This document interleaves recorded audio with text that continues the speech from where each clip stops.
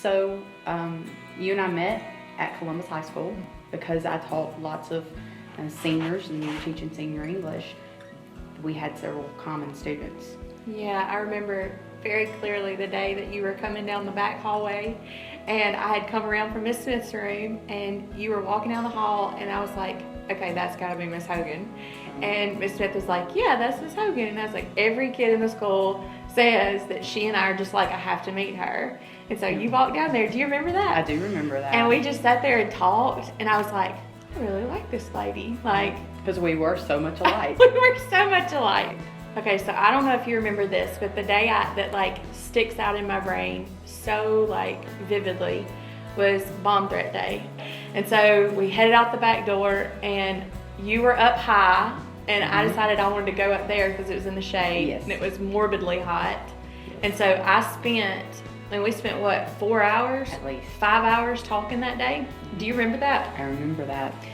And I remember sharing with you that our family didn't have a church at the moment, and you had mentioned New Journey before. I just remember thinking, okay, this might be something that we should consider, because that's pretty much what we talked about the whole time that we were waiting during the bomb threat. Yeah, I was so at a place where I loved my church, and I liked you, and we were still so new here, and I didn't have a lot of people that were my friends, and I thought, okay, like, this is a natural, like, we just naturally fit. And I thought, why not ask her to come? Like, why would I even be embarrassed or shy about it? But we had a conversation where I shared with you that I just wasn't sure about my salvation. I had walked the aisle and I had made a commitment, but I wasn't sure if it had been genuine at the time. And that was when you and I got to pretty seriously talking about what it means to be saved, and how important it was to have a church family. I think the thing out of that whole situation was it was just so natural. It wasn't like I had some system that I had to work through. You were just my friend. The more I got to know you and the more we really connected, like, I just wanted you to be here. And then it was like God just opened the door, and you just told me, and then that opened up a whole new way that I knew I could be your friend. And even after that, I still had questions about my own salvation. Right.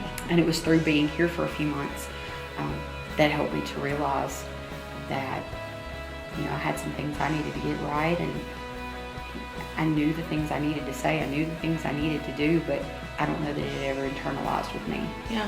And it became real. Yeah. And so this is home. Absolutely. Yeah. And I love that it was brought to us by friendship. Yeah. Because I don't know that we would have ever found New Journey had you and I not become friends. And then since then, we've gotten to see Brady accept Jesus.